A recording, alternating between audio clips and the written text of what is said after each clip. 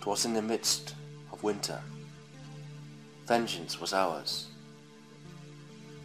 After some rogue members from Andalanga had defiled our sacred burial mounds, we tracked them down and we slew every single one, not leaving any of them to survive.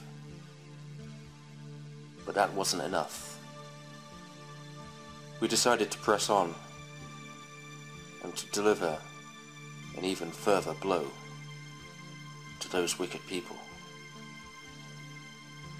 As we headed towards their village, it was a long trek.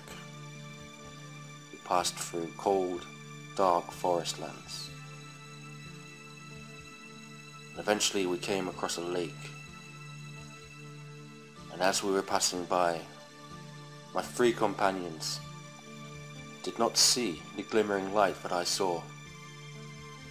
I, Axius, a proud, large warrior, son of Votanash, I went over to the edge of the lake and I saw it. This faint, gleaming bluish grey of a blade. I did not know what type of blade it was when I saw it, but it seemed to be calling to me. I had to have it. So I began to break and to chip away at the ice.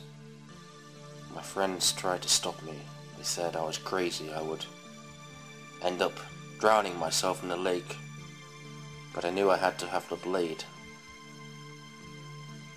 Eventually, I got a hold of the pommel of the blade, and with some more perseverance, I was able to pull out the blade.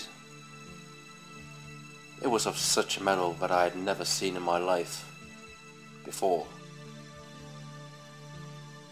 Later I found out it was a dwarven longsword, but when I pulled it out I didn't know that, but I knew it felt right in my hand. So I sheathed my normal longsword and travelled with this new mysterious blade in my hand, and we travelled high up into the highlands. Barren they were, covered in snow and the darkness, but we had our mission and we had to see it out.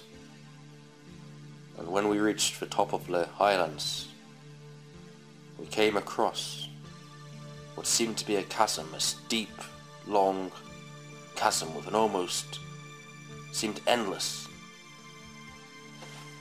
There was an ancient rope bridge from one side to the other, and as we were about to cross it, a herd of maybe 50 or 60 deer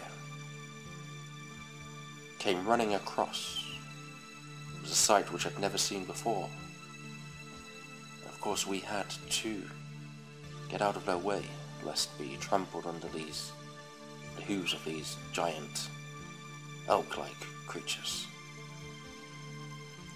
It was something we didn't expect, but we moved onwards. We crossed this ancient wooden bridge, came across to the other side, and was silence, this eerie silence which I'd never experienced before. And again, we continued into the dark woodlands, conifer trees mostly. Travelled in a single line, and I was at the front of the line, my 2 friends in the middle, and, well, I would say the friend who was travelling at the back was the one I'd known the least. His eyes were covering the back side of the group. But then suddenly I heard these screams, as if it was the last breath coming out of his body. As I turned round, I saw his head spinning into the air, and we were set upon 4 cave lions. Yes, just with a single blow one of them had swept the head of my friend, this large man he was, and his head nestled into the snow with a look of terror set on his face. And then the other 2 cave lions, they set upon and smote my 2 companions, and they were knocked to the ground and at the mercy of the cave lions. With the blade, this cold blade in my hand, and a fury in me like no other time before, I managed to slay one of the cave lions with a single thrust in its throat, and it dropped down dead to the floor. And then I beset the 2 cave lions which had smote my friends. One of the cave lions bashed on the head with the pommel of the blade, and it roared in pain as it landed on the ground and was prone.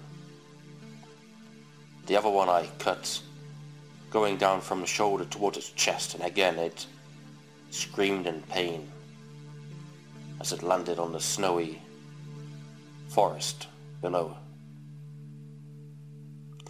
And then the remaining cave lion came at me.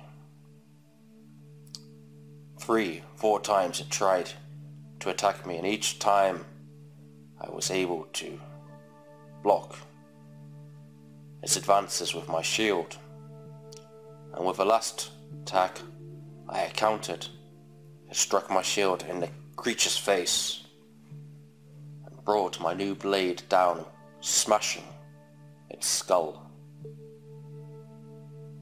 And then I went over to the prone cave lions and finished them off,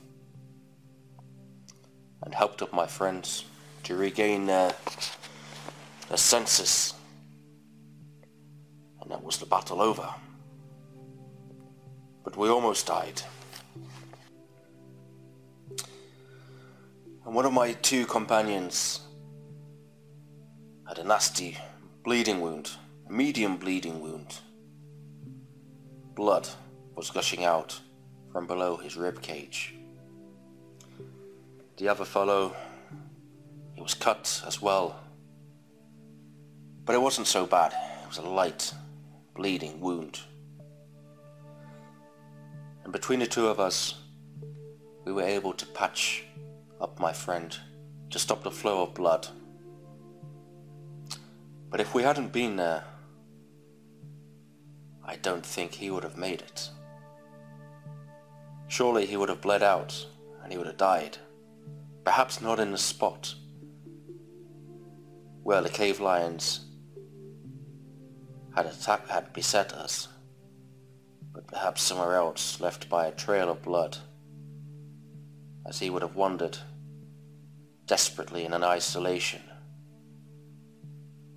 But his doom would have already been written if he had been alone.